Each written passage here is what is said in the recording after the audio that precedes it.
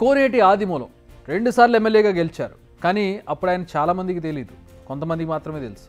ఇప్పుడు మాత్రం అందరికీ బాగా సుపరిచితమైంది ఆ పేరు. కారణం, ఓ మహిళ ఆయనపై లైంగిక వేధింపుల కేసు నమోదు చేశారు. దానికి సంబంధించిన వీడియోలు రిలీజ్ చేశారు. అయితే ఇప్పుడు ఆ కేసులో కొత్త ట్విస్ట్ నెలకొంది.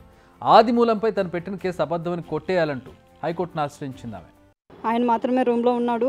నేను రావడమే, వెంటనే తలుపు తీయడము, టక్కన తలుపు వేయడము, నన్ను లాగి నన్ను అత్యాచారం చేయడం జరిగింది.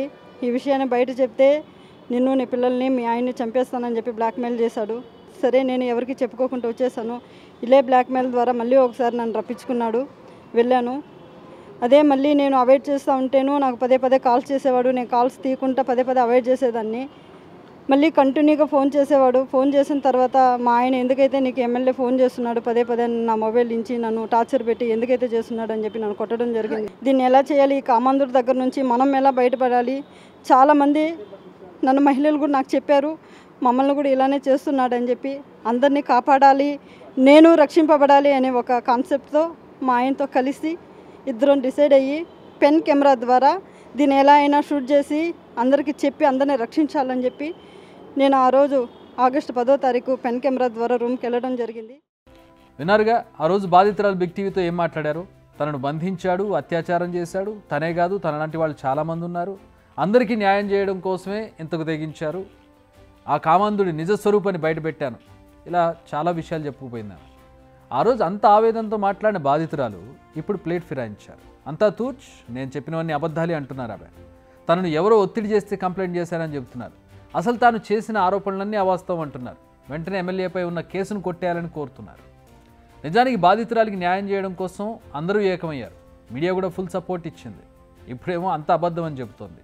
ఇదెక్కడ ట్విస్ట్? మరి వీడియోల సంగతి ఏంటి? ఆమె తన ఇష్ట ప్రకారం ఎమ్మెల్యే దగ్గరికి వెళ్ళారా? కావాలని వీడియోలు షూట్ చేశారా? ఆ వీడియోలను అడ్డు పెట్టుకుని బ్లాక్మెయిల్ చేయాలనుకున్నారా? ఇప్పుడు మీపైనే అనేక అనుమానాలు వస్తున్నాయి మాకు.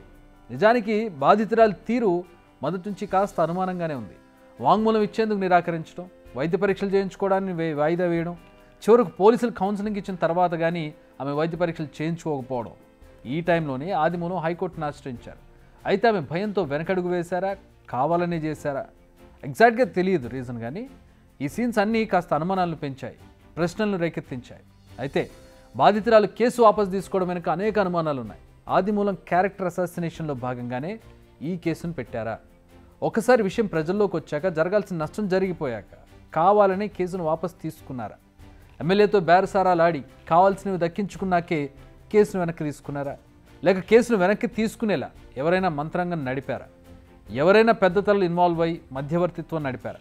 అసలు తాను ఏం చేయలేదన్న ఆదిమూలం వ్యాఖ్యలు నిజంగానే నిజమేనా? ఇరువురి అంగీకారంతోనే ఇదంతా జరిగిందా? ముందు అంగీకరించి తర్వాత ప్లేట్ తిప్పేసి ఎమ్మెల్యేని ఇరుకుని పెట్టిందా? ఇలా అనేక సందేహాలు ఉన్నాయి, సమాధానాలే లేవు. తాను చట్టాన్ని కావాలని దుర్వినియోగం చేసినట్టు చెప్పకనే చెబుతున్నారు బాధితురాలు.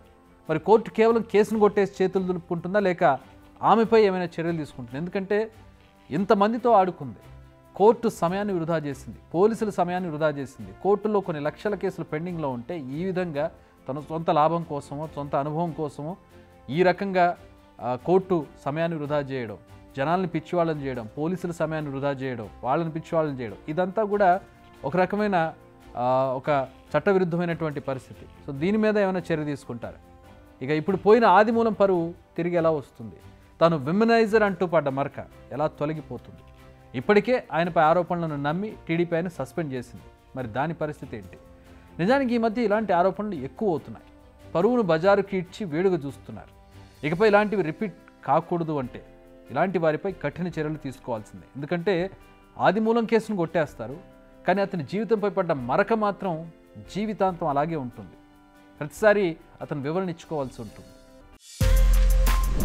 బిగ్ టీవీ అవుట్లుక్ కథనాలు నచ్చితే వెంటనే బిగ్ టీవీ ఛానల్ ను సబ్స్క్రైబ్ చేయండి.